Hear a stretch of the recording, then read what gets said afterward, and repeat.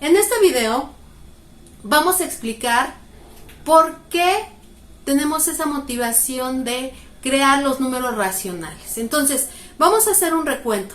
Yo ya construí los números naturales en base a una necesidad de contar, ¿vale?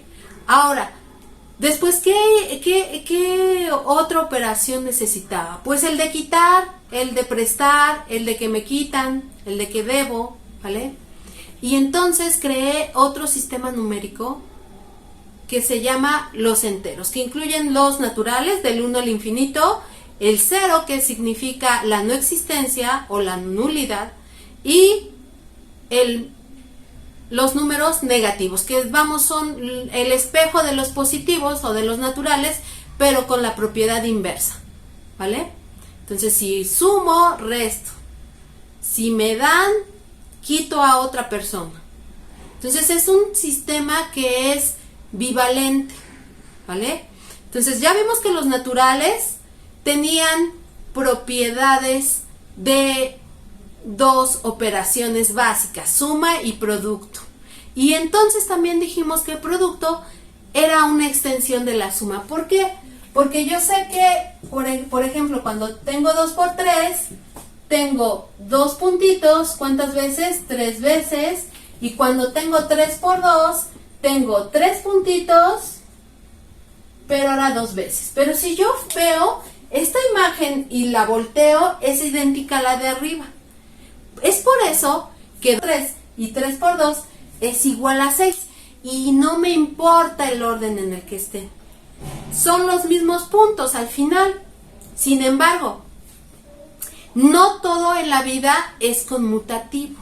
Entonces, acuérdense, los naturales, tanto la suma como el producto son conmutativos. Tanto la suma como el producto tienen cerradura, y esa cerradura significaba que caían dentro del mismo conjunto. Y les explicaba en videos anteriores que esa cerradura es como si cruzo un perro con otro perro de la misma raza, me tiene que salir un perrito de la misma raza. No me puede salir un colibrí, una mosca, un ser humano, ¿vale? Eso es lo que significa la cerradura. La conmutatividad, esto. La asociatividad para la suma es que si tengo 3 objetos y sumo los 2 primeros y luego el tercero, es lo mismo que a los 2 últimos le sume el primero. O sea, no se altera el resultado. La multiplicación es un concepto igual. Si tengo 3 números que se están multiplicando, puedo multiplicarlos a pares, ya sea el primer par o el último par, y luego por el que no he multiplicado, y entonces me da el mismo resultado, ¿vale? Entonces, esas operaciones, digamos, esas 3 operaciones, esas 2 operaciones, y tienen esas 3 propiedades básicas. Pero además, en los naturales existe un número privilegiado para la multiplicación. ¿Por qué? Porque ese número va a ser tal que al multiplicarlo por cualquier número lo deje idéntico. Se va a llamar la identidad en la multiplicación. Y en este caso, en los naturales y en los enteros es el 1. 5 por 1, 6 por 1, 1000 por 1, menos 10 por 1, lo dejan la multiplicación o el número inicial idéntico. Y además es conmutativo, es lo mismo que 1 por menos 10, 1 por 5, 1 por 2, etcétera. 1 por 10,000 es exactamente lo mismo, ¿vale? ¿Qué pasa con la suma? En los naturales no hay un número privilegiado que al sumarlo, no importa la cantidad de veces, me deje idéntico el número del inicio. 5 más algo que sea un número natural, acuérdense que los naturales inician en el 1, 2, 3, 4, 5, no existe, porque el más pequeño es el 1, y si yo sumo 5 más algo, más 1, en este caso, me va a dar 6, que no deje idéntico al 5. Pero sin embargo, si me voy a los números enteros, eso sí existe. ¿Qué número es? Es ese 0, que es el centro de los enteros, ¿no? Ese 0, que significa la nulidad o la no existencia, al sumar 5 más 0, me va a dejar el 5 intacto. Y puedo probar con todos los demás. Cualquier número entero sumado con el 0 me da el mismo número. Por ejemplo, menos 10 más 0, menos 1000 más 0, más 5 más 0, 75 más 0, y si sumo 0 una indeterminada cantidad de veces, 10,000 veces, 0 más 0 más 0 más 0 más 0 más 0 más 0 más 0 me va a dar 0. Entonces, si tengo una cantidad fija, 6 más 0 más 0 más 0 más 0 más 0 más 0 más 0 más 0 más 0 más 0 más 0, y así me puedo ir hasta el cansancio, me va a dejar el número 6 intacto. Entonces, estos números, las identidades aditivas y multiplicativas, son importantísimos. ¿Por qué? Porque me dan paso a nuevas propiedades. En los enteros, por ejemplo, yo puedo formar el 0 haciendo la suma de los simétricos.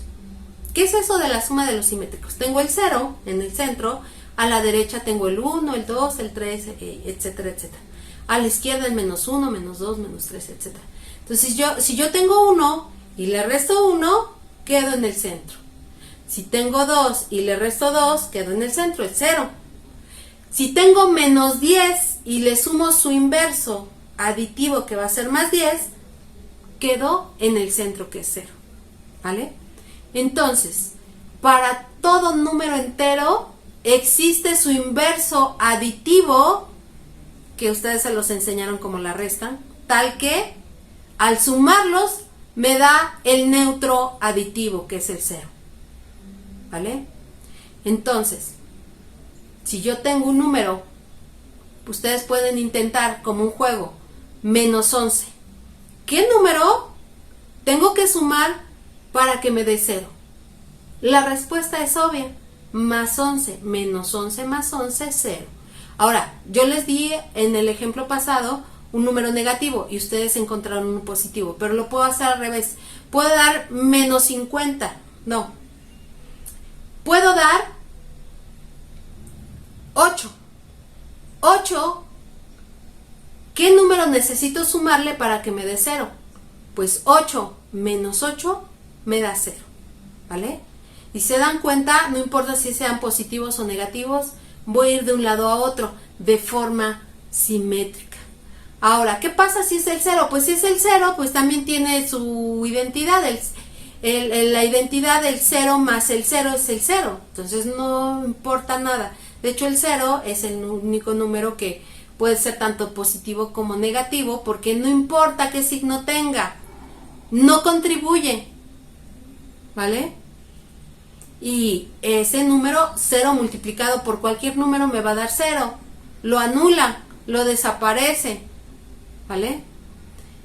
Entonces, ese 0 para los enteros es bien importante, porque a la operación suma, además de ser cerrada, conmutativa, asociativa, ahora tiene elemento neutro y caben los elementos inversos. Y en los inversos viene implícito la resta o diferencia, ¿vale?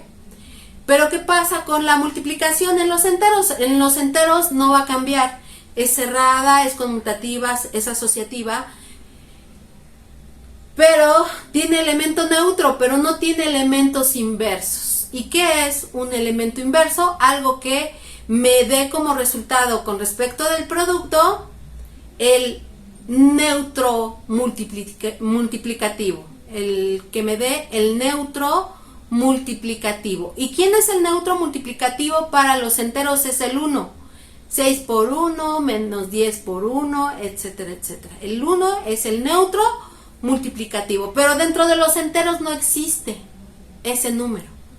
¿Qué tengo que hacer? Entonces, empezar a idear nuevas operaciones que me ayuden a mí a encontrar ese inverso. Obviamente, pues yo ya di una explicación previa de todo, por qué tienen que surgir, por qué tienen que surgir fracciones. Y ya empezamos a ver nosotros el tema de divisibilidad. Y por ejemplo, cuando yo tengo un número como el 100, yo ese 100 lo puedo expresar como factores de muchas naturalezas. El 100 lo puedo expresar como 2 por 50, o lo puedo expresar como 4 por 25, o lo puedo expresar como 10 por 10, o lo puedo expresar como 5 por 20, etcétera, etcétera, etcétera. Pero nosotros, ya en nuestros videos anteriores vimos la factorización, la divisibilidad, el algoritmo de la división. Y el algoritmo de la división nos va a marcar la divisibilidad si el residuo es 0. Eso lo pueden ir a ver en los videos anteriores. Ya no voy a dar más detalles aquí. Pero básicamente, cuando tienes un factor, también es un divisor. ¿Vale? Mi algoritmo de la división o mi división debe de dar al final un residuo 0. ¿Vale? Pero, ¿qué estamos haciendo? Pues en realidad, cualquier entidad, aunque no sea la unidad, la puedo fraccionar, la puedo partir. ¿Vale? Una parte sería este 50, otra parte sería este 2, otra parte sería este 25, este 4, etcétera, etcétera. Y esos van a representar cierta razón o proporción dentro de mi número completo. ¿Sale? Por ejemplo, el 50, que es muy fácil. La razón o proporción es la mitad de 100. Es decir, que es decir, que 100 entre 2 me va a dar 50. ¿Se dan cuenta? Esta ya es una fracción que me dio un entero. Pero no siempre va a ser así, ¿no? ¿Qué pasa si en vez de 100 tengo un peso? Si yo tengo un peso, y eso ya lo vimos en algunas explicaciones pasadas, y yo lo divido entre 100, ¿cuántas partes voy a tener de ese peso? 100 partes, ¿vale? Pero también ese peso lo puedo dividir entre 10 partes. ¿Y cuántas partes voy a tener? 10 partes de un décimo, ¿vale? De valor un décimo, ¿vale? Y así me puedo ir con cualquier fracción. Entonces, si se fijan, esto de las fracciones me van a dar razones o proporciones de objetos, divisiones, ¿vale? Esas divisiones algunas veces van a ser fraccionarias y otras van a ser números enteros. Pero en general, esas fracciones me están marcando razones o proporciones en un lado. En el otro me están marcando formas de repartir objetos. ¿Cómo es eso?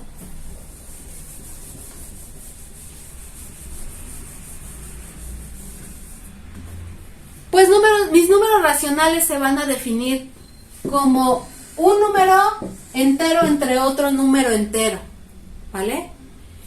Yo pido que este y este pertenezcan a los enteros, pero además que el Q no sea 0. Esa es la definición de mis números racionales. Los números racionales son, aquí lo voy a explicar aquí. En notación de conjuntos, ¿sale? Esta es la notación. Esta es la notación en conjunto de mis números racionales y lo voy a poner muy abstracto, pero ahorita lo voy a explicar bien. ¿Sale? Son los números de la forma P entre Q. Tal que estos dos números, numerador y denominador, pueden ser enteros. Pero además, el denominador, o sea, lo de abajo, no puede ser 0. Yo no puedo dividir entre 0. ¿Por qué? Existe una razón matemática muy abstracta que no la voy a dar, ¿sale? Pero prácticamente es por lo siguiente. Esto, el numerador, como su nombre lo indica, enumera los objetos que yo poseo. Entonces, este es número de objetos que poseo, porque los está enumerando. Tengo 1, 2, 3, 4, 5, 6, 7, etcétera, etcétera. Y el denominador va a ser el número de personas a las cuales están solicitando ese objeto.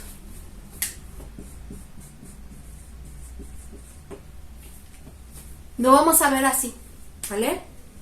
Entonces, si yo tengo 10 objetos y tengo 10 personas, fíjense. Obvio, les toca un objeto a esas personas. Un entero. Es como cuando tenía 100 panes y lo reparto entre 50, les toca de 2 panes cada uno. Pero no todo es miel sobre hojuelas, ¿verdad? Existen otras formas más, digamos, menos ideales, mejor dicho. Existen otras formas menos ideales de repartir, porque si yo llego a una fila y hay 20 melones y me invitan y me dicen, ¿sabes qué? Nada más tengo 20 melones, pero no vayas a invitar a nadie porque no, para más de 20 personas no me va a alcanzar. Entonces, tendrías que limitarte a 20, porque a menos de 20 o más de 20 no lo puedes dividir, ¿sale? Pero resulta que a mí me vale gorro y llegan 21 personas. Ups. ¿Cómo le voy a hacer? Es el número de objetos, 20 melones, entre el número de personas. Pues esta fracción o proporción me está dando ya la respuesta. A cada melón lo voy a partir en 21 partes. Y cada persona se va a llevar 20 partes. De tal manera que, fíjense, tengo 21 partes en cada melón y tengo 20 melones. Entonces, si cada uno se lleva 20 partes, al final de cada melón, que son 20, me va a sobrar una sola parte. Y esa parte, ese 21avo que sobra, se le va a dar al metiche. ¿Vale? Fíjense qué bonitas son las fracciones. Entonces, no todo es ideal, no todo me va a dar números enteros. Me pueden dar fracciones y entonces tengo que empezar a partir el pastel. ¿Vale? Ahora vamos a dar, ya que introduje el concepto, vamos a dar la definición formal de número racional. Estamos preparados ya para darla. Y eso lo haremos en el siguiente video. Muchas gracias.